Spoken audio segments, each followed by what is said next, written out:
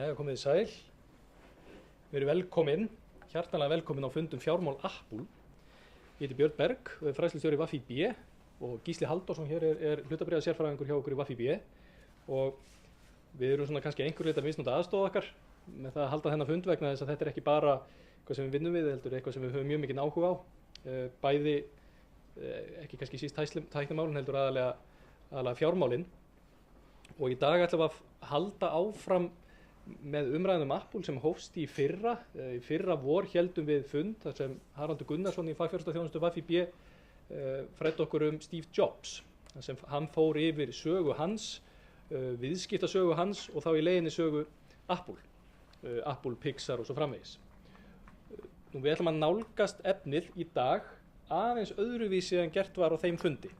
Við ætlum ekki að einblína of á fólki sem stendur á baki þessu fyrirtæki, heldur kannski fyrst og fremst að reyna að skyggnast aðeins á bak við tjöldin í rekstri fyrirtækisins og sjá svona, fá einhverja mynd á Apple hvernig þetta fyrirtæki til dæmis í samanburði við önnur fyrirtæki. Við heyrum af því að sala sé svona mikil eða hafi verið að aukast, að samkeppnisstaða er þessi sterk, að nýrri vöru hafi verið vel tekið. Við ætlum að skoða aðeins hvað það þýðir, nákvæmlega hvaða tölur eru þarna baki.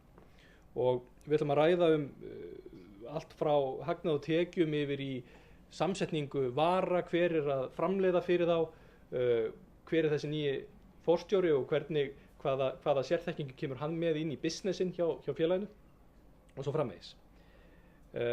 Upptaka af námskeiðin okkar, fundinum Steve Jobs inn á wafib.is fyrir þá sem hafa áhuga. En ef við byrjum á aðalmanninum, Tim Cook, þá ætla Gísli aðeins að segja okkur frá honum, en þegar við kláruðum, ég held að síðasti fundunum Steve Jobs hafi endað einmitt á sambærilegri glæru, þar sem við kynntum Tim Cook til leiks. Já, takk fyrir það. Það er þessi mikrofónuna. Já, það er svolítið magnað, þegar þessi maður tók við, þá vissu ekki sérstaklega margir hver hann var, eða hvað hann gerði, eða hvaða bakgrunn hann væri með. Hann var alltaf kvaddi þarna einhver mesti hugsunarmaður og sköpunarmaður sem hefur bara lifað okkar tímum. En þessi maður fyrir fjármálaáhugamanninn, maður ekki segja sem að fara úr sköpunarsnillingi yfir í fjármálasnilling. Þannig að hann með ansi magnaðan bakgrunn og hefur ekkert að mínum að hann ekkert átt með mikið minni þátt í þróunni hvernig Apple var á því veldi sem það er í dag. Hann er ráðinn hann innvenna sem hann hefði verið í rekstrarstjórnun hjá bæði Dell og Compaq og náð bara virkilega öflugum árangri þar. Og það var það sem að Steve Jobs sótti í þegar hann réð hann inn árið 1998 og hann var ekkert lengi að ná sínum breytingum fram. Meðal annars náði hann meðalstaða sem að byrðir, ef við tökum bara síma eða tölvu sem að var á lager af fyrirtækinu, fór frá því að vera rétt rúmlega mánuður á 9 mánaða tímabil lækkaði yfir rétt rúmlega mánuður niður yfir 6 dagar. Strax svo einhverjum 6 mánuður seinna var að koma niður í 2 daga og hann var að fara í gegnum allt virðiskeðjuna ferlið. Hann fækkaði byrgjum félagsins úr 100 niður í 24. Hann fækkaði verksmiðjum sem voru að setja saman vörunar úr 19 niður í 10 og bara horfði gagnrýnt á allt ferlið og bara gerði virkilega miklar drastískar breytingar. Svo við sjáum kannski á myndinni hérna að við sjáum til dæmis í samanburði við fyrirtæki eins og Coca-Cola og Pepsi sem hefði haldið að myndu velta sínum lagerum mjög hratt sem þeir vissulega gera en þó ekki eins hratt og Apple. Og þetta er rannsókn sem fyrirtæki sem myndir Gartner gerði og þessi fyrirtæki eru efst á lista þar við með bestu virðiskeðjur í heimi. Og við sjáum að það er bara McDonald's sem að velta sínum byrjum hraðar heldur en Apple. Við sjáum að meðal vara er bara á lager hjá þeim í kringum 5 daga. Að meðan eins og Walmart er með 45 daga sem aftur er fyrirtæki sem haldið að velta sínum byrjum mjög hratt. Þetta er kannski líka í samhengi við það að Tim Cook sagði og spurði spurningu á uppgjörsfyrirtæki daginn þar sem hann sagði að þeir seldu bara allt sem þeir framvindu. Það skipti engum máli hvað þeir gerðu. Og að rýrnun eða í rauninni kostnaður við það að hafa fyrirtæki eða hafa byrðir væri 1-2% á viku. Það væri bara beitt kostnaður við það að halda mikla byrðir, þannig að það væri mikil fjárhagslegur ávinningur af því að minnka byrðir og flýta þá turnaround í því eða minnka þá og ná þessu sem þeir eru konum með núna mjög lága meðaltímalengd á lager. Og líka sömulegis magnað að skoða bara byrðastöðu í árslok 2013. Við sjáum að hún er mjög lág hjá Apple, hún er í kringum $2 milljón sem að ef við horfum á hvað salan hefði með mikil og hvað fyrirtæki er stórt, þá er hún samt með miklu lægri byrðastöðu undir öll þessi fyrirtæki hérna. sem bara algjörlega magnað og einmitt þess að segja Tim Cook einmitt frægur fyrir að hafa sagt það að byrðir séu það versta sem til í heiminum. Svona ansi athyglisvert sjónarhorn á hlutina.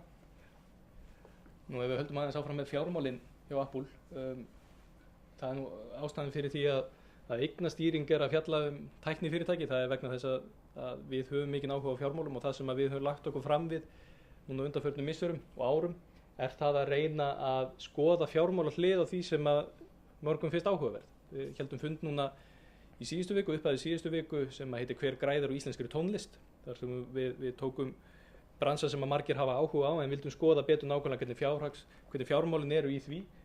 Í næstu viku ætlum við að halda fund fáni offshore og vindmyllu, þar að segja að kemur til okkar maður sem heitir Steingrímur Erlingsson sem stóð fyrir smíði dýrasta skips Íslands sem hefur núna verið leitt til sýslumannsins á Svalbarða.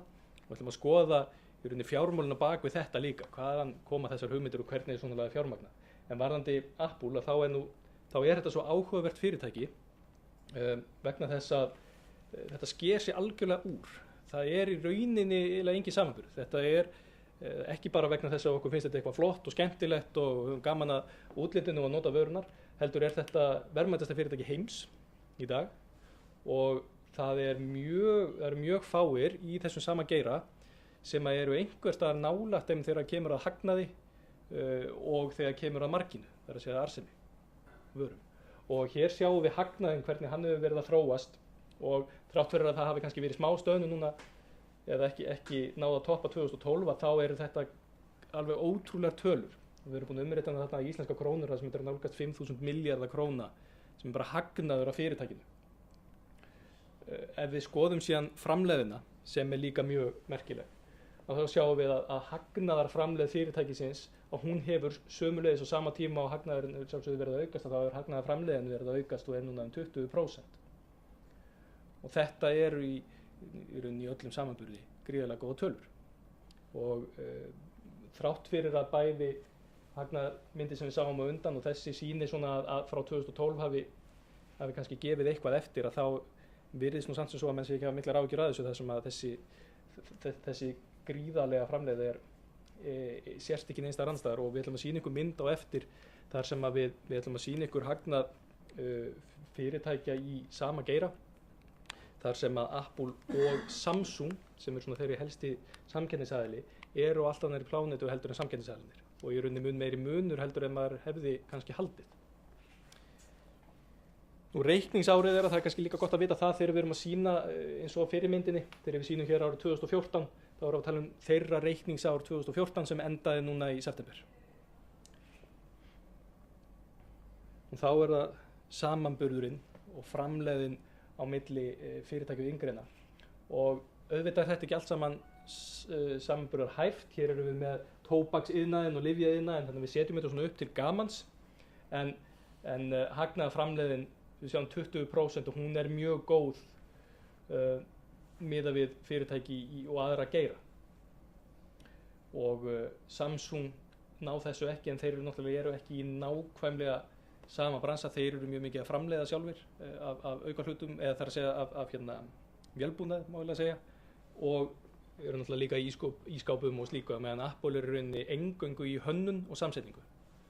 Það svona nánast það eina sem má segja að þeir geri. Nú en hvaðan koma síðan þessar tekjur og þessi hagnaður fyrst og fremst? Það sem við höfum mikinn áhuga á að skoða hvaða vörur það eru, hvaða einstöku vörur hjá Apple eru að skila hagnaðum vegna þess að þú getur fengið gríðarlega mikla tekjur af sölu einhverja vöru en marginn lítil að þá kannski leggur hann ekki sérstaklega mikið til hagnaðar. En við erum búin að hreinsa hérna upp tölur og erum að sýna þegar búið að draga frá kostnaðinn sem skiptir við verið á milli þessara vara þessara einstöku liða og sjá þá hvað þessar vörur að leggja til í hagnað fyrirtækisins, hvaðan á hann uppruna sinn, að þá þetta í rauninni alveg ótrúleg mynd. Til að sýna ykkur á eftir að iPhone-in yfir 50% af tekjunum en tæplega 70% af hagnaðinum, leggur til 70% af hagnaðinum og iPod sem var stærsta máli bara fyrir nokkrum árum, bara fyrir 4 árum, 5 árum, já svona 5-6 árum, að hann núna orðin innan við 1% af tekjum og rétt 1% af hagnaði. Þannig að iPhone-in í rauninni það sem þessi mynda á sína okkur, það iPhone sem þetta snýst Það hann sem að skila hagnanum í fyrirtækinu og við ætlum að sýna ykkur í samanburði á eftir til þess að við áttum okkur á því sko, hvað þessi, til dæmis hvað þetta 1% þýðir í tölum. Við sýna ykkur það á eftir en þetta alveg magna. Já, það spurningir í svona. Hvað sem sagt App Store-ið og það? Já, það spurt hvar App Store það hérna undir iTunes og önnur þjónusta og þeir skilgreinda svona í ásetningunum hjá sér. Þetta eru þokkalega aðgengilegar upplýsingar sem þeir veita. Það sem þeir eru búnir að ef við slettum svona allokera ansi duglega af kostnaði á hverju og eina vöru. Þannig að maður nærast til dæmis kostnaðurinn þeirra við rannsóknir og þróun, svona, sem við kalla R&D. Það tiltölulega lítið af því sem er einhvers veginn svona miðlægt eða er sérstaklega tilgreint vegna þess að mest af því þá búið að setja beint á viðkomandi vöru. Þannig að það hægt að lesa út úr ásetningnum ansi nákvæmlega hverjar náttúrulega tekjunar af sölu einstakra vara líka hver kostnaðurinn ansi langt niður á hverri einstakri vöru og þannig fáum við þetta út. Þannig að sama hérna inn í iTunes að inn í þessu eru þá náttúrulega tekjunar sem þeir hafa beint og síðan kostnaður við hverju og eina svona þjónustu. Það einmitt að sem magnaði að skoða það líka, fyrst þú nefndir App Store-ið, að hún raunin App Store-in hjá Apple með 2/3 af öllum tekjum í þessu app umhverfi. Þannig að þó þið séu með bara brot öllum appum sem sótt, þá þeirra App Store svo miklu arbarari. Þannig að þess að líka, ef maður skoða bara svo tölur með iPhone, hvað þetta skilar, hvað þetta stór hluti af hagnaðinum hjá þeim. Þegar maður að skoða þetta verðmætasta fyrirtæki sögunar. Ef við tökum olíu og gas út í sviga, þá þetta fyrirtæki sem á 5 hagnaði mestu fjórðung allra tíma og það ein vara, það einn sími sem hefur 70% af öllum hagnaðinum. Þegar maður horfir á þetta svona, þá þetta alveg algjörlega galið. Sko. En það sýnir líka að það ekkert sérstaklega mikil áhættudreifing í þeirra rekstri, þannig að eins mikil kostur og það að vera með svona góða vöru sem að skila þeim svona miklum hagnaði að þá náttúrulega hættan svo að þetta akkurat svo geiri sem í hvað örustum vexti og við ætlum að sýna ykkur með samanburð á því hvernig tekjur þeirra af iPhone hafa verið að þróast miðað við iPadin eða iPadin miðað við iPhone þar sem iPhone notkunin eða þar að segja snjallsíma notkunin til dæmis að aukast gríðarlega mikið og þá mikilvægt fyrir þá að halda í sína markaðshlutdeild þar og við förum svolítið duglega í það og eftir þegar við ætlum að fjalla sérstaklega um iPhone. En við ætlum að taka 3 vörur núna út fyrir sviga sem eru iPhone, iPad og iPod og sjá hvernig þróunin á hvernig heildartekjur þessara 3 vara hafa verið að þróast á undanförnum árum. Og þetta frá fyrsta ársfjórðungi geta Q1 Q1 eða ársfjórðungur 1 2009 og þar til núna. Flestar af þessum tölum sem við erum að birta eru, hvað 3 vikna gamlar? Nei. Já, innan við það. Já, innan við það. Þetta eru þá miðað við þetta síðasta reikningsár sem að kláraðist í september. Og þá sjáum við, það sem að kannski sker helst í augu það hvað iPodin, þetta í rauninni hlutfall af heildartekjum Apple og að iPodin í rauninni orðin á nánast engu. Tim Cook sagði við síðasta uppgjör að iPod yrði væntanlega við næsta uppgjör flokkaður undir annað. Þannig að hann ekki einu sinni sérstaklega tilgreindur, heldur verður bara hluti af þessu sem hitt í uppgjörinu. Annað sem við sjáum það að þrátt fyrir komu iPadsins að þá hlutfall iPhone sífellt að hækka sem partur af tekjum Apple. Og myndin sem við sýndum áðan sem sýndi 68%, það var þá hlutdeild í hagnanum, þetta hlutdeild í tekjunum. 40% af tekjunum, heildartekjum Apple á síðasta ársfjórðungi komið frá Bandaríkjunum. Það ennþá gríðarlega mikilvæg markaður fyrir þá. En 60% utan Bandaríkjanna og við ætlum að líta eins á eftir sérstaklega varandi iPhone-in hvernig önnur markaðssvæði líta út, til dæmis Kína sem er mögulega og verður stærsti markaður heims. Við skoðum aðeins reiðuféð. Það hefur mikið verið rætt þetta reiðuféð, mikið verið í umræðu á milli tannanamönnum, eðlilega.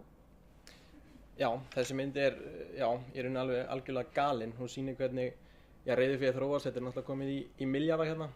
Það hérna í, seinasti ársfjórðungur 2009, lokaárs 2009, þá stendur þetta í undir 5.000 milljörðum og í svona hátt í 20.000 milljörðum núna sem eru 150 milljón bandaríkjadollara, eitthvað á því bili. Og það sem kannski mest áhugavert við þessu mynd ekki endilega bara hversu söfnunin röð, heldur hversu mikið af þessu reiðufé í Bandaríkjunum og hversu mikið af þessu erlendis. Það eins og segja, þetta verður bara brot af þessu reiðufé sem í Bandaríkjunum og fjárfestar hafa verið að kalla mikið eftir því að akkur það tæknifyrirtæki eiga $150 milljarð í reiðufé þeir hafa verið ekkert við að gera og kannski helsta ástæðan fyrir þeir hafa ekki verið að koma svo til hluthafa gegnum arð eða endurkaup á hlutabréfum er bara vegna þess að ef við komum með þessa peninga heim þá þarf að borga skatt af þessu í Bandaríkjunum og skattur á þessu tagnað erlendis fyrir fyrirtæki í Bandaríkjunum er 35%. Þannig að það er náttúrulega gríðarlega taxmannamál fyrir Apple að borga ekki 35% skatta af þessu og þess vegna hafa líka verið að vekja mjög mikið athygli á því að árið 2004 þá var svokallað skattafrí á svona skattgreiðslur í Bandaríkjunum þar sem þessi skattur var tímabundið lækkað úr 35% niður í 5,25% og það er eitthvað sem að þeir eðlilega hafa mikla hagsmuni í að ná fram. Það er líka áhugavert varðandi síðan stýringun á þessu fjármagni.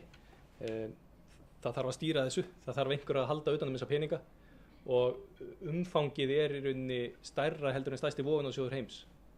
Þannig að stýringin af þessu fjármagni er meiri en það er stýring eigna hjá stærsta vogunarsjóðnum og maður getur leikið sér endalaust og við erum svo sem verið að gera það undanfarna dag, við hefum kannski ekki birt það nákvæmlega en verið að leika okkur bara við hvað ef þeir fengu svona háa vexti og það er náttúrulega ótrúlega hlutir, ég held að menn var nú ansið fljótar að byggja nýja Landspítala, það gerur bara einhverja klukkutíma með við vextina sem eru á þessu en þetta er alveg ótrúlega fjárhæðir og að sjá síðan kannski aðeins til glöggvunar varðandi það er reiðufé og fjárfestingar í Bandaríkjunum sem eru lítill hluti af þessu en stór hluti eru samt bandarísk ríkisskuldabréf sem eru samt sem áður hýst erlendis.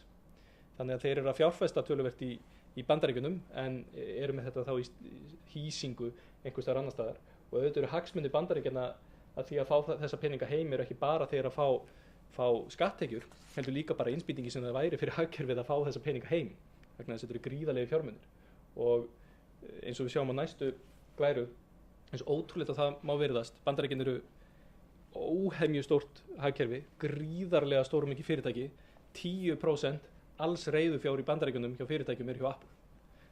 Ef við erum með þessa köku hér sem sýnir allt reiðufjár fyrirtæki í Bandaríkjunum þá er eina hverjum $10 hjá Apple. Svona aðeins upp á djókið og við höfum undanfarna daga legið bókstaflega í Excel við Gísli og hérna lítill tími annað á kvöldin en að til dæmis bera þetta sama við annað. Litla bláa súlan hér er verk landsframleiðsla Íslands.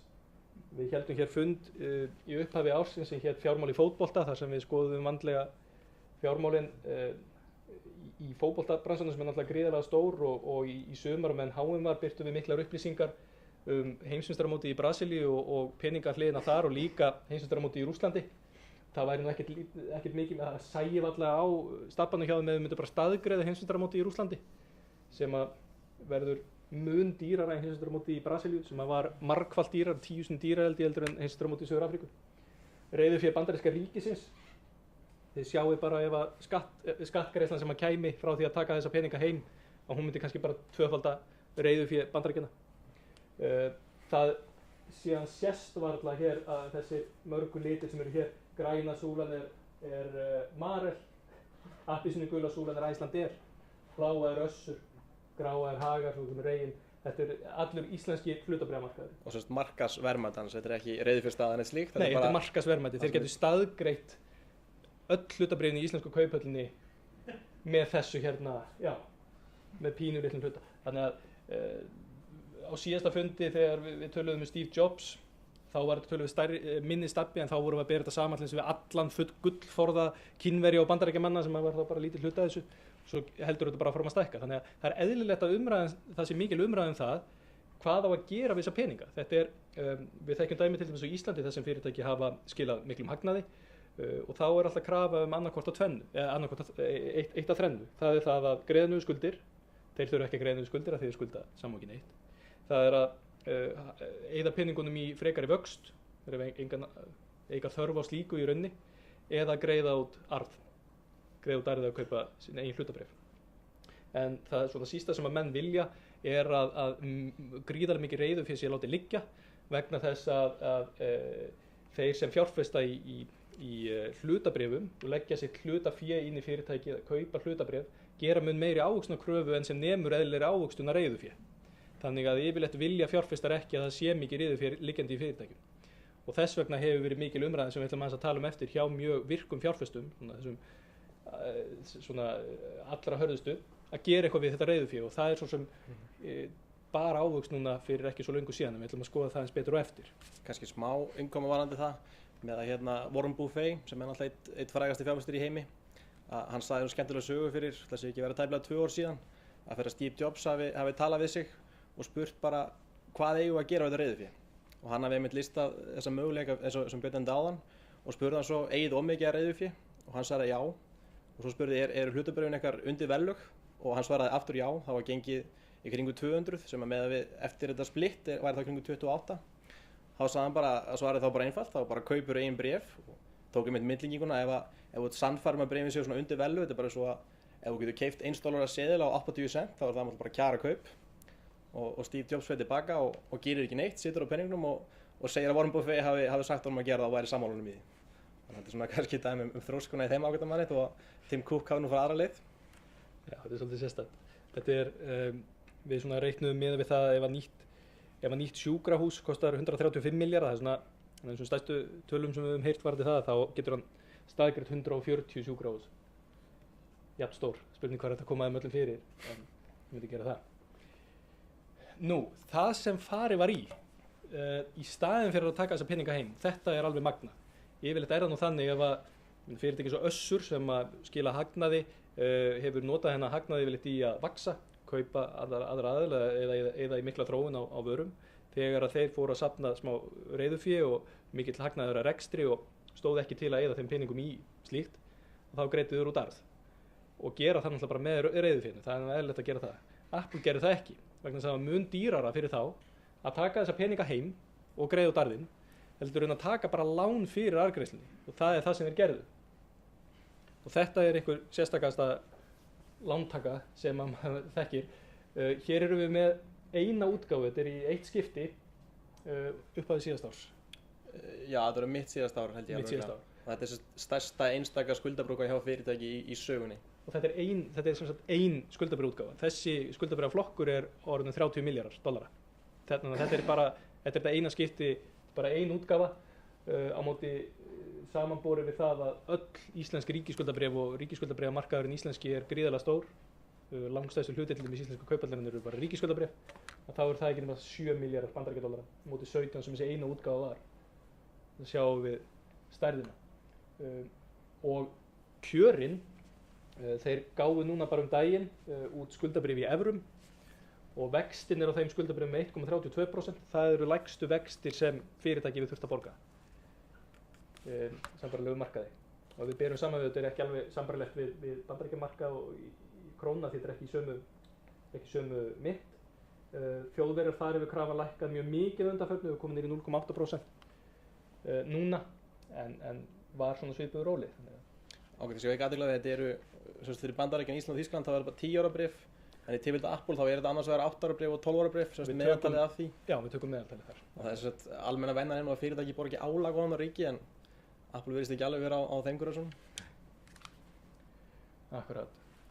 Nú, þá ætlum við að fjalla eins það sem ég nefndi í upphafi varðandi yfirburðina hjá Apple og Samsung. Þetta finnst okkur vera svolítið áhugavert. Hér erum við að tala annars vegar sala, það er að segja bara tekjur, og hins vegar EBITDA eða hagnaður. Og það borgar sig að vera upp í hægra horninu eins og Samsung og Apple eru. Auðvitað eru Samsung ekki nákvæmlega sama bransa með allan sem rekstur eins og við sögum, hann er mikið í framleiðslu og öðrum vörum líka. En það eru 3 fyrirtæki hér, Sony, Panasonic og LG. Og hérna eru síðan Philips, Casio, Whirlpool, Electrolux og fleiri eru bara hér. Sjástu alla þessari mynd. Þessi 3 fyrirtæki, Sony, LG og Panasonic virðast bara vera í þokkalegu málum miðað við það. En Samsung og Apple algjörlega bara einstök. Kannski verður það ekki aðeinslega að þetta eru fyrirtæki sem eru skilgreind sem í rauninni neytenda raftæki. Þannig að það er bara ekki Microsoft sem dæmi að þeir eru í rauninni skilgreind sem hugbúnaði fyrirtæki. En breytir því ekki hvað þessi skalinn á þessu mynd er ótrúlegur. Akkurat. Nú til þess að halda á samkeppnismarkaði sem að þetta er svo sannarlega einhver virkasta samkeppni, bæði er þetta mjög vaxandi markaður og hefur verið töluvert að róta því hvaða aðilar eru áberandi. Það er nú ekki mikið tala kannski núna BlackBerry og slíka, Nokia, Sony og fleiri. og hefur verið mikið samkeppni á undanförnum árum, mikil tækniþróun. Akkúrat á þessum bransa myndi maður halda að þetta sé bransin sem krefst gríðarlega mikillar fjárfestingar í rannsóknum og þróun. Og Apple líka þekkt sem kannski svona mest skapandi fyrirtæki í heimi af mörgum. Já, fyrirtæki sem í rauninni gengur töluvert meira út á markaðssetningu, ímynd, tísku og slíkt, heldur en að vera eingöngu að keppa í verðum eða kannski beint gæðum eða slíku. En hér sjáum við að þeir eru svona nokkurn veginn í kringum 3% sem þeir eru að eyða í rannsóknir og þróun. Þetta eykst ár frá ári, en svona eftir smá dífu að þá virðist þetta vera stabiliserað í kringum 3%. Og hvað segir það okkur? Það segir okkur svo sem ekki neitt. Þetta eru náttúrulega gríðarlega háar upphæðir, yfir 700 milljarðar króna er nú alveg ágætis upphæð. En ef við berum þetta saman við önnur fyrirtæki, þá er þetta mjög lítið. Það kemur svolítið óvart. Þetta kom okkur mikið óvart þegar við fórum að skoða þessa tölur, að fyrirtækin sem eru helstu samkeppnisaðilar eru að eyða töluvert hærra hlutfall í rannsóknir og þróun, og þess vegna er svolítið merkilegt að fyrirtæki skuli geta haldið þessu forskoti. Hér eru við bara með allan heila pakkan, það sem eru lyfjafyrirtæki, bílar, framleiðendur og svo framvegis. Bara svona aðeins til gamans til þess að sjá hver eru að eyða hæstum upphæðum. Þessi hlutfall af tekjum eru Apple tiltölulega hóflega eyðslusamir. Og þetta, eins og ég segi, er eitthvað sem hefur kannski ekkert verið að breytast neitt mikið á milli ára hjá þeim. En þetta er svona smá grunnur, við erum akkurat hálfnaðir, sem er fínt. Við ætlum að taka smá grunnvarandi fjármálin, og það sem okkur langar að gera núna er okkur langar að fara nánar í hverju eina vöru, eða svona að þessum helstu vörum, og skoða aðeins svona hvaðan eru peningarnir að koma nákvæmlega. Og stóra málið, eins og við nefndum í upphafi, er iPhone-in, og þeir inn í þessum tölum er náttúrulega ekki iPhone 6, seldu á fyrstu vikunni 10 milljónir eintaka, og ég leit nú í einhverja búðum dag, menn kannski ekki, var ekki verið að kaupa sjálfur, en ég heyrði að sá svarti væri uppseldur, og það er náttúrulega, það er ekki mikið að byrðum, þannig að það er eðlilega kæstum þetta, og mikill vöxtur sem við sjáum hér, auðvitað skiptir ársfjórðungur í miklu máli, þannig að það er ákveðna breytingar, en það er sífeldur vöxtur í tekjum á milli ára og seldum eintökum. Og hér eru við á þessari mynd annars vegar með þá tekjunar og hins vegar með seld eintök. 12.500 milljarðar króna eru bara tekjunar að sölu iPhone á reikningsárinu 2014, sem er alveg magnaða tölur. Skoðum aðeins meira, þetta er það sem iPhone-in kostar og hvernig hver og einn hlutur kostar. Þetta er, ef við tökum heildarkostnaðinn út í búð, að þá kostar þessi nýja iPhone 6 80.000 krónur með 16 GB korti, sem er það sem er hér. Þetta er þá kostnaðurinn við að framleiða þetta 16 GB pláss, og 6 Plus kostar 92.000, þannig að það er 12% verðmunur þarna, en það kostar ekki nema 1900 krónur meira að framleiða 6 Plus. Þannig að það er svona eins og Gísli við komumst að, þeir græða mjög mikið á því þegar við kaupum stærra minni, eða meira minni. Hver var aftur? Já, það kosti $20 að framleiða, en selja það á $100. Já, það er að segja aukninguna, þegar þú hækkar þig upp í 64 eða eitthvað. Ég veit ekki hvað þetta skipt batteri í iPhone-inu sínum. Ég man ekki alveg hvað það kostar, en allan á Íslandi hljóður upp á 20.000, og í framleiðslu kostar þetta ágæta batteri í kringum 400 krónur. Já. Þannig að hafa það í huga. Næst lengsla herri. Það er örlítið dýrara batteri í iPhone 6 Plus. Aðal munurinn á framleiðslukostnaðinum í þessu er skjárinn, sjálfsögðu sem er nokkuð dýrari. Það er pínulítið dýrara, body og vélbúnaður, og myndavélin er aðeins dýrari, eða myndavélarnar. En annars er framleiðslukostnaðurinn bara mjög sambærileg eins og við sjáum hér. Það sem er áhugavert við þetta líka er að þeir framleiða ekki þessa hluti sem fara í þetta. Það er 20-25% sem Samsung framleiðir. Já, þeirra helsta samkeppnisaðili framleiðir 25% af öllum þessum bílhlutum, sem er alveg ótrúlegt. Og svo er líka bara búin að myndast ákveðið svona hagkerfi í kringum Apple. Þeir eru með, það séu 21 fyrirtæki sem eru með markaðssetningu upp á $1 miljard eða meira, sem fær 20% eða meira af öllu svona tekjum af Apple. Og það er til að mynda fyrirtæki sem gerir örgjafan, sem er dýrast íhluturinn í þessu, sem heitir Qualcomm. Og þetta er fyrirtæki sem er metið upp á $120 milljarðar og Apple er eina þeirra helsta tekjulind. Og eins líka bara staðarna þar sem Apple er í, þetta svo rosalega mikið magn sem þeir eru að kaupa. Þannig að þeir fara svolítið illa með aðlana sem er að byrgja það upp. Þeir setja bara mjög skýra skilmála, því til að mynda við markaðir eru búin að setja bara fyrirmæli að þeir verði allan að 2 vikna byrðir, allavega innan við 1 kílómetra frá verksmiðjunni sem við setjum þetta saman. Og setja bara upp alls konar svona skilir, þannig að þeir vita að þeir eru að halda þessu fyrirtækjum uppi. Og til að mynda var bara saga núna fyrir, þessi ekki 3 vikur síðan, sem að fyrirtæki var að gera samning við Apple. Svo var Apple farið að efast eitthvað að hvort það getur staðið við þessa framleiðslu og annað slíkt, fór eitthvað inn í þessi samninga og þetta fyrirtæki fór í gjaldþrot um daginn. Þannig að þeir, svona þess að segja, þetta hagkerfi sem myndast kannski kringum Apple kannski ekkert síður áhugavert. Við náðum nú ekki að grafa upp nákvæmlega það sem voru mjög áhugasamir sem var að reyna að finna út stærri hluta af þessari keðju, það er að segja hvað kemur þarna umfram, hvað síðan álagningin út í búð og slíkt, en við fundum slíkar upplýsingar varðandi iPhone 5 og þá var tiltölulega sambærilegu framleiðslukostnaður sem var þá 35%, það er þá samsetningin hjá þeim sjálfum og allir íhlutinir, það er að segja bara að búa til vöruna, pakkinn og bæklingur og allt slíkt, það var þá 35%. Rekstrarkostnaðurinn, það er að segja bara allokeraður kostnaður við rekstur fyrirtækisins á þessa einstöku vöru voru 9%, álagning söluaðila voru 11%, sem þýðir að 45% af kaupirinn út í búð fór þá beint til Apple, sem er bara ansi gott fyrir þá. Nú, skoðum aðeins ekki bara símana beint, heldur markaðshlutdeild stýrikerfa. Það er svolítið áhugavert líka. Og hér er kannski tvennt sem er svolítið áberandi. Það er annars vegar það að 2 risastórir aðilar á þessu markaði eru eiginlega farnir. Það er annars vegar Symbian stýrikerfi sem er farið og síðan BlackBerry sem eru nánast að engu. Þeir lögðu allt undir í að gera snjallsíma fyrir 1,5 ári síðan, slíkt sem gekk ekki upp. Er hún ennþá að reyna? Já, er ennþá að reyna það en náðu ekki að viðhalda sinni markaðshlutdeild ekki nærri. Hitt er að Android og iOS eða stýrikerfi Apple eru núna miklu stærri hluti af markaðnum heldur en hin 2 voru á sínum tíma.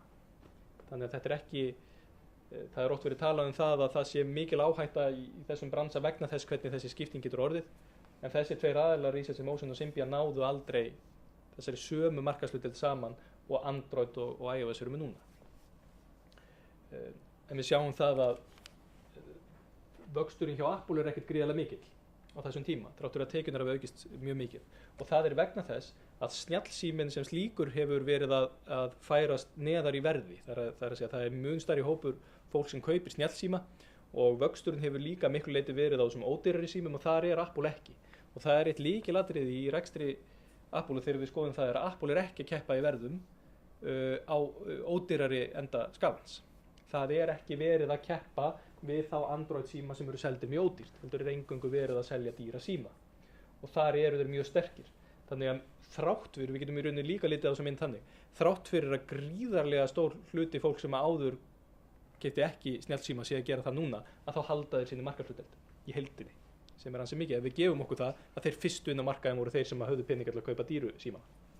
Það líka sést, þó að hlutdeildin sé ekki nema kringu 16%, þá eru þau samt með ríflega þriðjungu öllum tekjum sem er á þessum markaði. Þannig að bara svona, fókusin hjá þeim hefur bara verið að ná í þessa svona kúnna sem eru hærri uppi.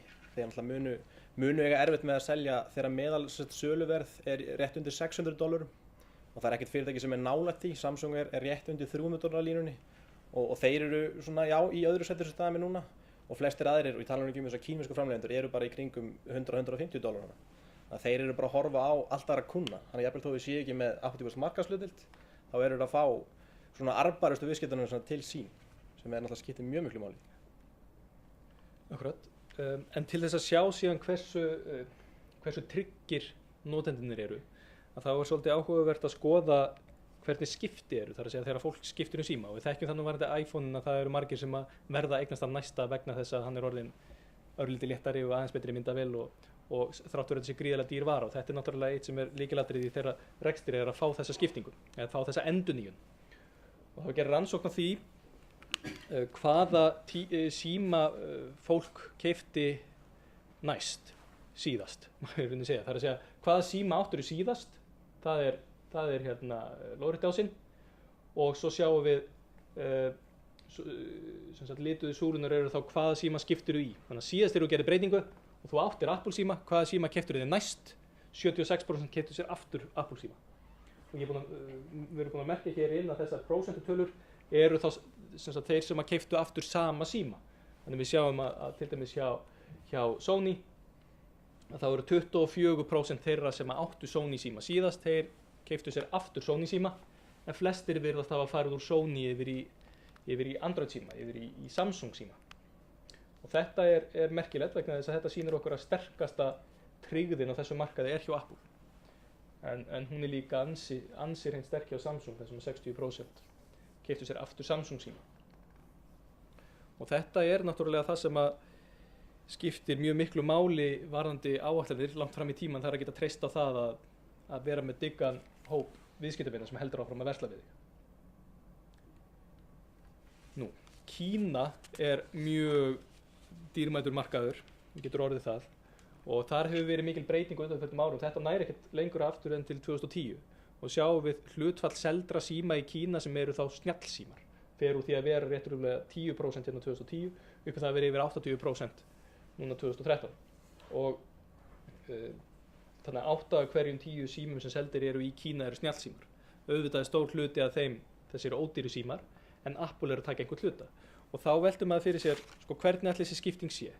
Hverjir eru þeir ekki bara allir að kaupa þessu ódýru síma? Er ekki Kína markaður þannig, þeir eru svo gríðarlega mikil fjöldi að það þarf ekki að vera rosa mikið að marka þetta eitthvað fyrir Apple vegna þess að vöxturinn hlýtur að vera á svona ódýru símum. En svona er skiptingin. Við sjáum það að 27% seldra síma í Kína eru 60.000 krónur eða dýrari og þar er Apple með 80% markaðshlutdeild. Þannig þeir eru gríðarlega sterkir á þessum dýrasta markaði. Þegar við skoðum ódýrustu símana sem að ná þá alltaf 40.000, að þá er Android með 57% markaðshlutdeild. Þetta er markaðurinn sem Kína sem Apple er að fókusa á, það er þessi dýrasti markhópur og það gengur þeim vel í Kína. En skoðum fleiri markaði og það var gerð rannsókn núna í upphafi árs á svona mjög stóru mörkuðum sem eru í örum vexti og þar var spurt hvað síma ætlar að kaupa þið næst, hver er tískan í hverju landi. Og svona komið út þar að í Kína að þá er þetta Apple og Samsung sem eru með stærstan hluta þrátt fyrir það að þetta séu aðilar sem eru að selja kannski tiltölulega dýra síma og þykja svona þessi fínni merki eða mjög fín merki, að þá eru eiga aðrir svolítið erfitt uppdráttar og væntanlega þar. Svo er þetta aðeins misjafnt á milli landa. Við ætlum að sjá það í Nígeríu eru HTC símanir og BlackBerry ennþá mjög vinsælir. Og við erum ekki með skýringu beint á því. En á þessu markaðssvæðum, þar sem eru náttúrulega mismiklir peningar, að það er Apple samt með tiltölulega sterkan hóp. Og við getum þá reikna með því að þessi 36% í Víetnam sem eru að velta fyrir sér að kaupa Apple síma, það séu þá þeir sem eiga efni á að kaupa Apple síman. Þannig að hlutdeildin þeirra 36% af öllu markanum í Víetnam ef að þetta síðan gengur eftir er náttúrulega ákaflega gott. Nú, við ætlum aðeins að halda, já, fyrir ekki, hér fyrir. Hérna er einhvern markaðsagriðin til sama verð hjá þeim alls á þessu símum? Það er mjög svipað verð. Já, sem er helst ræðu eru kannski bara innflutningstollar og virðisaukaskattar og annað í landinu sem slíku. Annars er, eins og segi, hvernig þeir selja til birgja í sínu landi, við þekkjum þau svo heima það sem eru, ég veit ekki hvað þessu 12 aðilar að selja iPhone sem á Íslandi. Maður svo sem veit ekki nákvæmlega hvað liggur á bakvið þessu samninga, það er eitthvað sem er ekki gefið opinberlega upp, en kannski helsta viðmið er Bandaríkin og reiknum með það sé. En það er svona virðist vera, ef þú rýnir í þetta, það virðist vera helst bara hvernig eru tollar í landinu, hvernig er almenn álagning í landinu. Þannig að það virðist vera helsta breyta en ekki kannski verðið sem Apple selur á. En ef þú kannski velta fyrir hvort þið séu að selja ódýrari síma til Kína eða Víetnam, þá er það ekki raunin. En það er kannski anda þeirra boðskap að hagna sem mest og ná sér í ríkustu kúnduna og það er líka ástæðan fyrir því þegar það hefur mikið verið kallað á það að gera ódýrari síma en þeirra svar hefur bara verið við því við þurfum ekki að selja 50% síma á markaði, við þurfum bara að selja ríkasta hópnum á markaðinum og það mun svo skila sér í einmitt stærri minniskortum, eyðslu inn í App Store-unni hjá þeim, þannig að tekin að koma í rauninni gegnum svoleiðisleiðir frekar. Það hefur svona verið hugmyndin. Akkurat. Ef við líka miðum við 11% álagningu hjá fyrirtækjunum, vöru sem eru auglýst jafn mikið, að þá er kannski ekki mikið rúm fyrir verðmun á milli söluaðila eins og við höfum séð hérna heima. Var ekki bara frétt núna í morgun í einhverju blaðana sem í gær þar sem var verið að bera saman söluaðila hér heima og það var sáralítill munur á verði símana á milli söluaðila og það er kannski ágætis mælikvarði á það ef það er engin íslensku söluaðila að keppa í verðum að þá er kannski bara ekkert svigrúm til þess og þá er þetta kannski svipaður díll til allra aðila en við erum náttúrulega ekki stór markaður. Já. Þessi glæða er sem sagt í fjármunum ekki í styrkjum síma. Þessi markaðsgreining þarna er bara veltan á markaðum. Nei, já, þessi mynd sem er hér, hún er fjöldi þetta er í rauninni bara svörun í könnun. Þetta er könnun sem er framkvæmd á 5.000 manns í þessu löndum, þar sem þeir eru spurðir hvaða síma þeir ætla að kaupa sér næst. Þetta er slembjónt úrtaki í þessum löndum og þannig að 36% þeirra sem svöruðu könnunni í Víetnam ætla sér að kaupa iPhone. Þannig að þetta er þetta mjög góður punktur. Ef við værum búin að síðan að breyta þessu miða við þá meðal verðlagningu á símónum að þá væri Apple náttúrulega mun stærri partur á öllum þessum kökum. Þannig að en það er ansi gott og kannski ekkert svo erfitt fyrir okkur að gera. Við gætum örugglega fundið út bara meðal söluverðið á eða söluverðið allavega á þessu og getum þá fundið út tekjunar sem myndu skila sér þá ef að þetta gengi eftir. En svo getum við kannski ekki alveg garantera það að þessi 15% í Nígeríu sem segjast alltaf að kaupa iPhone muni síðan kaupa iPhone. En þetta var lagt upp þannig hvaða síma ætlar að kaupa næst. Þá er það iPad og varðandi tölur og slíkt hérna á þessu námskeiði þá erum við að taka þetta upp á myndband og það verður aðgengilegt á wafib.is eins og myndband af fleiri fundum sem við höfum haldið og þá getið þið kannski rýnt aðeins betur í tölunar. Við sjáum það að tekjurnar af sölu iPad hafa minnkað nokkuð. Þetta er einhver 5 ára lækkun á milli ára í heildina. Svo samt ekki gríðarlega mikið en það náttúrulega vantar inn í þetta hérna næsta ársfjórðung. Fyrsta ársfjórðung 2015 sem ætti náttúrulega gefa svolítið mikið. Þeir eru með 80% markaðshlutdeildar í nettrafík en ekki svona stóran hluta á spjaldtölumarkanum. Við ætlum að sýna ykkur aðeins og eftir hlutdeild þeirra á spjaldtölumarkanum. En ég nefndi áðan að við ætlum að sýna samanburðinn á tekjum iPad miðað við iPhone vegna þess að það sem við vorum svolítið áhugasamir að skoða var það hvernig hefur þegar iPad komið á markaðinn að þá náttúrulega voru til spjaldtölvur og þetta koncept var svo sem til en það má í rauninni segja að þeir hafi byrjað með þessa almennu spjaldtölvu væðingu og þannig að spjaldtölva þeirra iPad kemur á eftir iPhone-num og þá verður gríðarlega mikill vöxtur á sölu iPad en hvernig hefur iPhone og vöxtur í sölu iPhone staðið sér miðað við iPadin. Þá hefur maður kannski haldið vegna þess að iPadin er nýrri vara og færri sem hafa áttan að þá ætti vöxturinn í sölu iPad að vera hraðar en vöxturinn í sölu iPhone. En það er ekki alveg þannig. Þannig að tekjur þeirra, þetta er ekki hlutdeild í hagnaði, þetta er bara tekjur Apple af sölu iPad borið saman við tekjurnar af sölu iPhone hafa lækkað á undanförnum árum. Það er úr því að fara þarna alveg hæst upp í 50-60% og niður í það að vera 20% sem þýðir rauninni að vöxturinn í tekjum af iPhone er að vaxa hraðar en hjá iPad. Þá er það markaðshlutdeildin. Og þetta, eins og við segjum, þeir eru með 80% af hlutdeild í nettrafikkinni og gríðarlega stóran hluta af hagnaðnum og tekjunum af þessu. En eðlilega er þetta að minnka sem hluta allar markaðnum vegna þess að markaðurinn hefur stækkað mjög mikið og líka í þá átt að hann er að stækka á ódýru iPadunum sem að Apple hefur ekki verið að tegja sem mjög langt niður í. En það spilast kannski líka í því eins og markaðshlutdeildin er komin rétt yfir 20% en á saman tíma með 80% af trafík á internetinu, af þessum spjaldtölvunum. Það kannski sýnir líka rosalega vel bara hvað þetta er allt öðruvísi kúnnahópur sem er að kaupa þetta tæki og kúnnahópur sem er klárlega verðmætari sem Apple er að nálgast þarna. Það má síðan rökstyðja kannski einhverju leyti þessa mynd miðað við það að það er ekkert óalgengt að það sé kannski einn iPad á hverju heimili en 2-3 iPhone. Þannig að það er svo sem ekki óeðlilegt kannski að aukningin í sölu iPad haldi ekki í við iPhone-in. Nú rétt að lokum varandi vörunar þá ætlum við að skoða Mac-in eða bæði laptop-tölunar og desktop-tölunar og þar hefur bara verið myndaleg og góð aukning.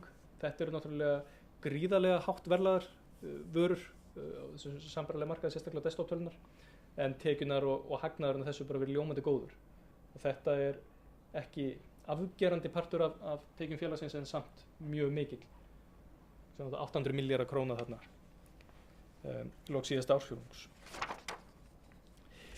Nú við ætlum að fara aðeins aftur í iPodin. Sýndi ykkur í upphafi hlutfall iPod af heildarhagnaði og heildartekjum þeirra. Það er 1% innan við 1%. Komin innan við 1% af tekjum Apple og þá færa þetta yfir í flokkin annað í uppgjörinu og það er svona, maður sér ekkert mikið af auglýsingum fyrir iPod og það er svona eins og það sé nokkurn veginn að fjara út. En berum samt tekjunar af iPod saman við markaðsvirði íslenskra fyrirtækja.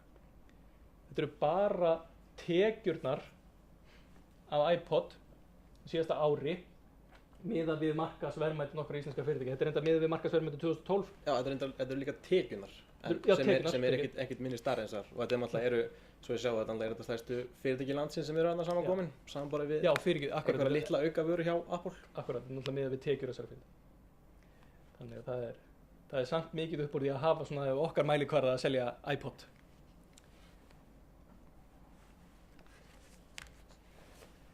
Hérna erum við með vörurnar. Já, þessi mynd svo sem talar ágætlega sjálf en okkur fannst svona skemmtilegt að setja þetta svona saman. Þetta er þess að bláa línan er í rauninni bara þessar tekjur síðustu 12 mánuði. Þannig að við erum að skoða desember 2000, þá erum við að skoða í rauninni tölur frá desember 1999 og fram í desember 2000. Þannig að síðustu 12 mánuði á sölu og svo við markaðsverðmæti félagsins.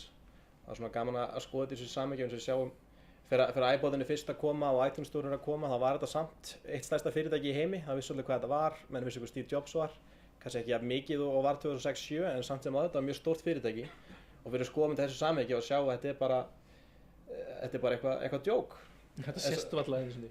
Þetta bara kemst ekki inn á skalan á þessu línuriti og það er kannski fyrst fyrir svona iPhone 3 og 3GS eru virkilega að stimpla sig inn fyrir þetta virkilega fer allt á flug hjá þeim. Þannig að sjáum við líka hvað það nær hérna hápunkti 2012 sem er, já, ég veit ekki iPod mini einhver sög í máli þar en hann kemur hann akkurat fyrir að þetta er að toppa en svo að vísu núna, ég tala ekki með hækkurinn í dag en félagi var upp 1,7% áður en fundurinn byrjaði að það er í rauninni markaðsverðmætið komið yfir þetta hágildi 2012 og reynda fyrir nokkur síðan. Þetta var í annað skipti sem að Apple náði því að verða verðmætasti fyrirtæki heims. Náði því fyrir 2 árum að það ekki. Jú, og maður ætla búin að vera verðmætasta fyrirtæki heims í svona tíma núna og einmitt er líka verðmætasta fyrirtæki sögunar. Já, magnaðar mælikvarði. Náði við fyrst þarna einmitt á toppinum sem iPod mini öðrun er. Við höfum hreinlega ekki tíma til þess að fara yfir aðrar vörur mikið. Við bíðum bara spenntir eftir að geta gert það seinna til dæmis varðandi Apple Watch. Þar sem maður bara á eftir að reyna á það hvernig þetta selst og hvað kostar að framleiða og svo framvegis. Sömulegis Apple Pay sem er mjög spennandi vara sem við fylgjum spennt með hvernig mun innreið þess virka fyrir þá. Apple TV sömulegis hvort að þeir séu að fara að framleiða sjónvörp. Þannig einn maður sem við ætlum að tala um hér á eftir sem hefur mikinn áhuga á því. Svo er það iCloud sem getur verið mikla tekjur líka svona þegar fram í stefnir. Þetta pluss sumt annað er partur af rekstrinum og samt tiltölulega fókusað á iPhone-in eins og þau kannski tekið eftir hjá okkur en þegar einhverjar tölur fara að skila sér varðandi til dæmis úrið á Apple Pay þá munum við vinna eitthvað úr þeim gögnum. En þá ætlum við að fara yfir það sem við kallum áhrifafjárfesta. Já, þannig að spurning hvað er besta orðið yfir þetta ágæta fyrirbæri, þetta er kallað á ensku activist investor. Getur við einmitt áhrifafjárfestar eða virkirfjárfestar eða hvað það nú er. Þetta er einmitt tvær svona af þekktari fígúrunum. Þetta er svolítið skemmtileg deila hérna Herbalife, þar sem að Ackman sem er einn af svona stærri vonumstöðstjórum í Bandaríkjunum vil meina að þetta sé nú bara píramídasvindl. Icahn er ósammála. Þetta er svona einhverjir hafa talað um að þetta sé gullöld svokallaðra áhrifafjárfesta. Þetta sem sagt, markaðurinn sé það hraður, við erum komið með einhverja algoritma sem er að treyta á verðbréfamörkuðum og það sé bara erfitt fyrir menn að ná okkur í forskoti. Þannig í staðinn fyrir að vera að rýna í markaðinn og vera með setja fram einhver stór líkön og spár, að þá koma frekar bara inn í fyrirtæki og breyta þeim.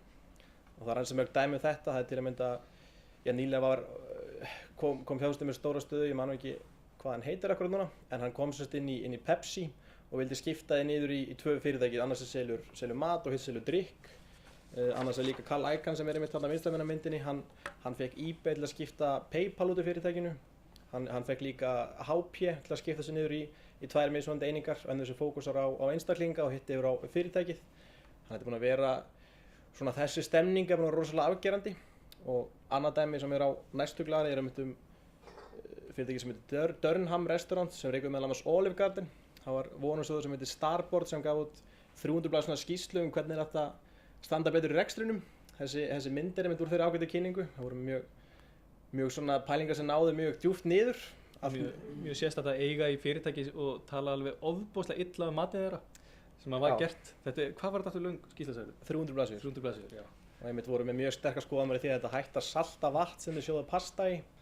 Það er svona, eins og sé, koma inn í fyrirtæki sem að breyta þeim, þannig að þeir telja fyrirtæki að verðmætar í eitthvað svona öðruvísi horfi. Og augljóslega verðmætasta fyrirtæki í sögunar ekki laust við svona menn sem að vilja gera einhverjar breytingar. Og þá kannski eins og við töluðum áðan, þetta er einmitt hinn títlendi Carl Icahn sem er kannski hvað mest áberandi af þessum mönnum. Einhverjir vilja meina að Gordon Gekko í myndinni Wall Street hafi verið módelar á þessum manni, og fyrir það sem hafi séð þá ágætu mynd. En þetta er svona sennilega eitt merkilegasta tweet sem hefur verið birt á Twitter. Hann setti þetta inn, þetta er ágúst 2013, þar sem hann er bara mjög látlaus, segir að fyrirtækið sé mjög undir verðlagt og hann ætlar að tala við forstjórann sem í dag. Og næstu 3 mínútum þá hækkaði þessi hlutur bara verið um 2,7%. Þá byrti hann annað tweet þar sem hann segir að hann vilja fyrirtæki fara að kaupa meira eigin bréfum. Þannig að hann telji það undir verðlagt og eins og tók með Buffett dæmið áðan og dollaraseðilinn, þá sé eðlilega hagsmunir í því að kaupa bréfin upp ef svo er uppi.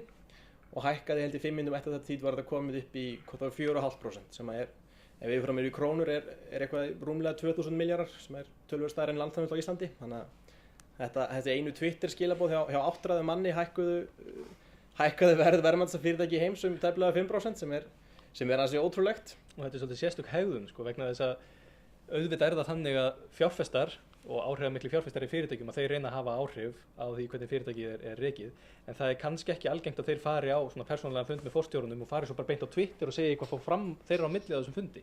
En þetta gerir hann og auðvitað stækkar hans staða gríðarlega mikið við þetta. Og hvort sem að það er jákvætt eða neikvætt að menn geti haft svona áhrif á bréfin, þá er það klárlega jákvætt fyrir hann vegna þess að hans eign hækkaði mjög mikið við þetta. En þetta sýnir að í verðmætasta fyrirtæki sögunar að þá getur verðbreyting, svona gríðarlega mikil verðbreyting verið eingöngu vegna orðróms það hvernig á að nota reiðufé, sem er algjörlega magna.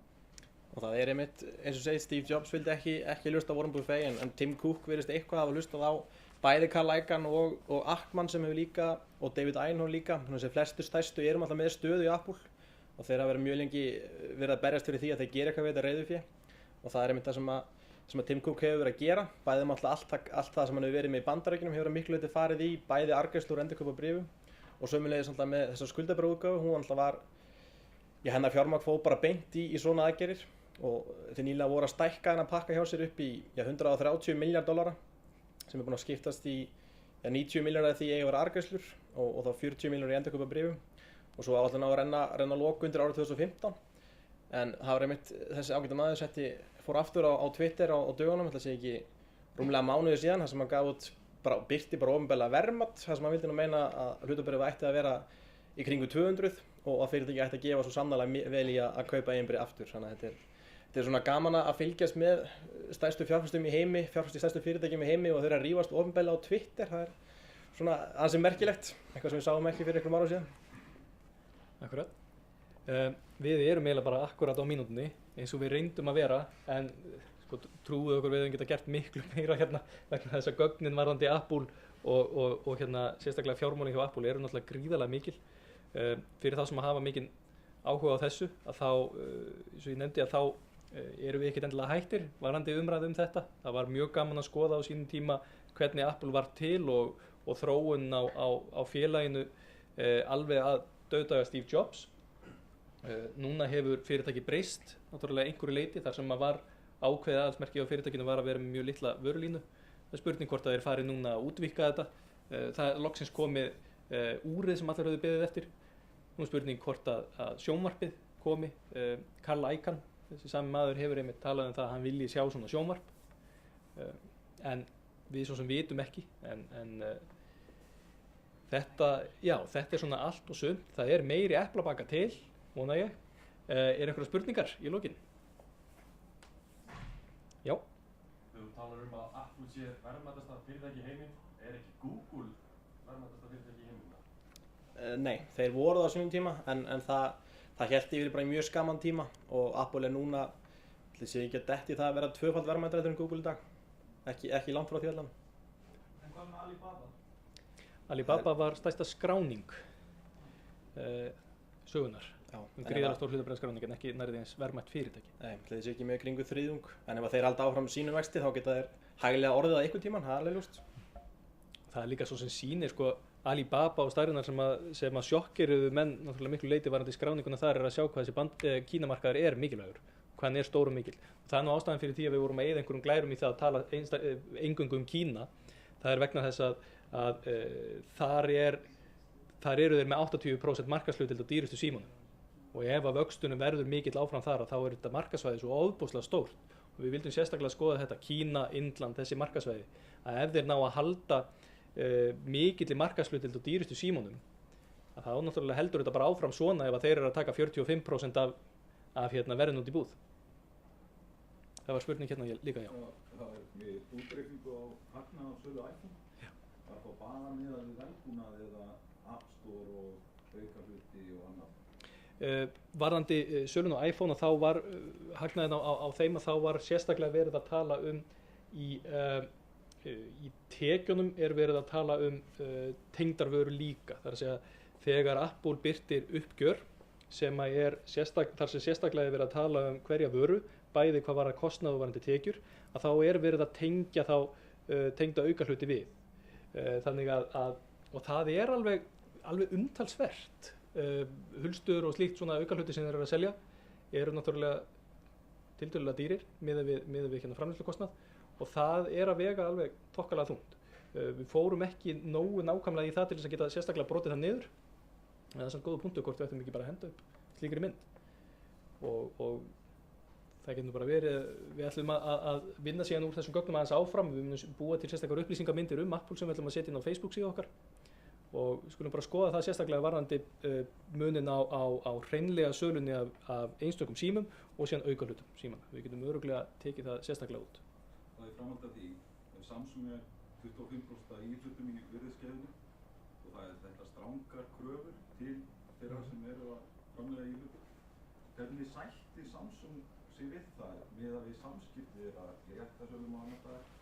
Það er furðulegt að... Já. Spurning, ég endur ekki spurninguna fyrir upptökuna. Spurning hvernig Samsung sætti sig við þessar hörðu kröfur sem vegna samskipta Samsung og Apple þegar þeir eru að framleiða svona stóran hluta af símanum. Það er alveg rosalega góð spurning og eitthvað sem maður gerir að velt fyrir sér. En staðreyndin er bara svo, þú sér þetta í sölutölunum hjá þeim, eins og sem 12 mánuðir ef það eru bara á iPhone-um, þá er þetta hátt í $200 miljardar sem þeim eru að selja á þessari vöru. Þannig að jafnvel þó að Samsung sé rosalega stórt fyrirtæki, þá þeir eru að framleiða 25% í þessum síma sem er að skila svona miklum tekjum, þá er þetta samt svo rosalega mikil viðskipti, þannig að þeir eru alltaf til að gangast eftir því. En það er hansi magnað samt að fylgjast með svona talandi um þennan punkt, þannig að þeir eru setja upp mjög furðuleg skilyrði oft. Til að mynda, litla fyrirtæki sem fór í þrot, þá var sett klása í samningi þar að þau rjúfi þagnarskyldu, að þá þurfa að borga $1 miljard í sekt til okkar og markaðsverðið þessa fyrirtækis var í kringum 300 milljónir, bara svona upp á samhengi hlutana og þeir leggja mikla áherslu á, náttúrulega sérstaklega að þeir framleiða þetta ekki sjálfur, þeir eru með bæ að gera það fyrir sig, að það trúnaður eitthvað sem skiptir mjög miklu máli og þeir eru með einmitt fyrir að vera að flytja íhlutunum frá verksmiðjunum, þá eru alltaf með einhverja öryggisverð að vakta það og hafa líka jafnvel stundum verið að, eins og eitt dæmi það fyrir að vera að flytja, ég held að vera kringum iPad 2, að þá voru að flytja iPadana í kassa sem var merktur tómata Þannig að þeir svona svífast einskísi að fela sig, enda náttúrulega margir sem vilja komast að þessum upplýsingum. En hvers vegna Samsung lætur sig hafa, ég held að sé bara, veltan sé mikil, jafnvel þó það sé ekki mikið bara í hafa og þessi samkeppnisaðili, þá vilja það samt fá eitthvað pínu brot af þessari veltu.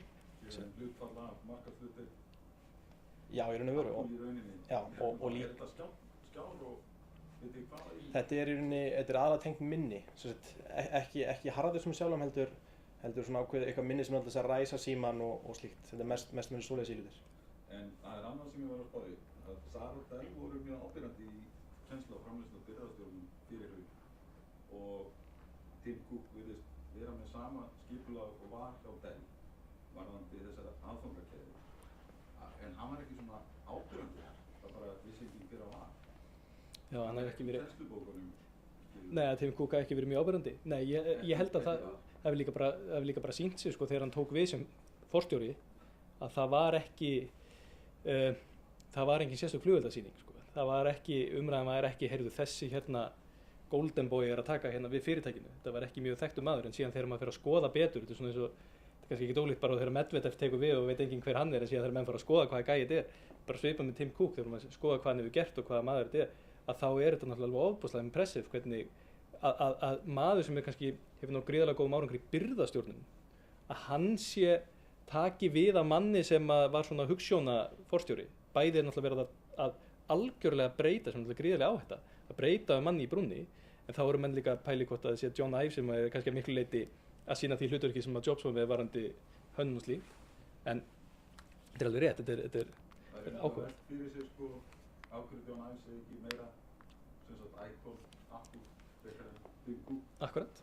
Það er mjög góð spurning, af hverju æfir ekki meira Svo sem er það miklu leyti, sko. Ég held að það veit að vita flest ykkur hann er allavega frekar en hvað með þessu hvað Tim Cook var meðan Jobs hafði stjórnmyndinni, það sé alveg ljóst, sko. Það var spurning hér aftast. Já, ég ætla bara að spyrja, gæti þá Apple þannig séð ekki bara fundið einhvern annan það sem Samsung gerir fyrir þessi 25% og bara Jú. Jú, þetta er akkurat málið, sko, að samningsstaða Apple, hún er svo sterk gagnvart sínum byrgjum, að auðvitað geta þeir alltaf sagt þetta ef að menn er eitthvað ósáttur við það, þá geta þeir alltaf sagt, já, þá förum við bara eitthvað annað og getið bara ímyndað ef eitthvað íslenskt fyrirtæki fengi einhver díl að framleiða part af iPhone, það er bara stærsta fyrirtæki í landsins kannski. Við sáum þetta, svona síðasta kannski dæmi sem við gátum virkilega hort á og við fylgdumst með þessu bara í tölvunum hérna niðri, var þegar að umræðan fór á staðum það að það yrði fingrafara svona sensor eða nemi í næsta iPhone. Og hvað gerðist þá? Það voru ákveðin fyrirtæki á markanum sem voru að framleiða svona nema. Og það vissi enginn hvaða fyrirtæki það yrði sem að fengi dílinn en eitthvað þessara fyrirtækja. Og hlutabréfaverðið allra bara sprakk, bara hækkaði gríðarlega mikið upp. Menn voru þá bara veðja á það, ég meina það fyrirtæki sem mun fá samningin það að gera fingrafara skynjara fyrir Apple, það mun bara hækka alveg gríðarlega, þannig að þau voru bara öll keypt. Það er mjög áhugavert. Er þetta þá eitthvað einkaleyfistengt á eitthvað sem að Apple getur ekki fengið frá öðrum fyrirtækjum? Það er góð spurning, þetta sé einkaleyfistengt. Já, í fæstum tilfellum er það raunin, sko. Eru þeir að framleiða eitthvað fyrir Samsung? Nei, Apple í raun og veru framleiðir hér bil ekki neitt. Það eina sem Apple í raun og veru framleiðir er hugbúnaður. Spurning hér. Já. Já, ég var að hugsa að því þú voru að tala hvað staðan er að væri sterk. Já. IBM á sínum tíma, þeir pössuðu sig svolítið á að halda sér í sömu byrgja. Gæti það ekki Apple vandræðum ef þeir eru að skipta byrgja í sambandi við sko gæðamál? Jú, þeir hafa verið nokkuð stöðugir með sömu byrgja. En þegar þeir eru að hafa verið að skipta, eins og verið skipt úr Intel sem var að gera örgjörfa fyrir það yfir í Qualcomm, það var það rosalega stór og erfið breyting og menn höfum mjög miklar áhyggjur að því. Þannig ég held að það sé klálega sem eru að hugsa með þessu, að reyna að halda sig við byrgjana. Það er kannski helst þessi litlu byrgjar sem eru að gera einhverja agnarsmáa smáhluti sem kannski skipta ekkert rosalega miklu máli í heildamyndinni sem þeir hafa verið að skipta um. En sérstaklega þessi stóru byrgjar sem eru að gera skjáin og örgjafan, að það er eitthvað sem þeir hafa haldið tryggðið í svolítið tíma. Já, spurning þarna. Já, eins og bara varandi Samsung, sko, Apple hefur út af þessum erjum í Samsung unnið hörðum höndum að því að færa í rauninni örgjörfa framleiðslan svo frá Samsung. Það er bara erfitt að finna nógu stóra framleiðendur til þess sem að geta sinnt þessu magni, þessu líti. Það er áhugavert. Það er sagt svo í endurtaki fyrir upptökuna að þeir hafa leitað að einhverjum sem gæti framleitt örgjörfa í staðinn fyrir Samsung. Það er hluti þeirra framleiðslan er komin til annað. Já, þannig að hluti framleiðslunar er komin annað. Já. þetta er einhver smá upphæðir sem eru þarna þegar við erum að brjóta niður síman og sjá svo skauta maður kannski yfir það þegar maður sé hversu mikið er ákveðin hluti í símanum að kosta í framleiðslu að þá er þetta samt svo háa fjárhæðir maður bara hættir til að gleyma því þegar maður sér sko að það er skjárin sem að kostar kannski langstærstan hluta að þá er nú samt bara svo funksjón sem stýrið í hvernig Bluetooth tenging er að það getur bara verið vegna magnsins sem er framleitt þá getur þetta verið gríðarlega mikill peningur en ég held að tíminn sem búinn og þakka ykkur bara kærlega fyrir alltaf velkomin á fundi hjá okkur við erum aldrei ekki hættir að fjalla um fjármálum tengt málefni en upptökur af fleiri tengdum fundum eru inn á wafib.is ef að þið síðan það er náttúrulega það er leiðilegt ekki það sem við sem endilega segja þessi leiðilegt að geta ekki keypt hlutabréf í Apple en það er kannski leiðilegt á Íslandi í dag að geta ekki einu sinni valið það vegna gjaldeyrishaftana en það er gott að vita því þeir sem eiga erlend hlutabréf hafa heimil til þess að selja þau bréf og kaupa önnur og hafa þá 6 mánuði til þess þannig að þrátt fyrir gjaldeyrishöftuna þá eru töluverð hlutabréfviðskipti erlendis hjá okkur og það eru menn 6 mánuði til þess að endurfjárfesta og það eru menn eins og Gísli sem er í eign- og lífeyrisþjónustunni okkar sem eru mjög vel að sér í þessu það er alltaf velkomið að hafa samband við þá bæði til þess að eiga þá þessi viðskipti og líka bara til þess að spjalla um markaðinn Takk fyrir okkur kærlega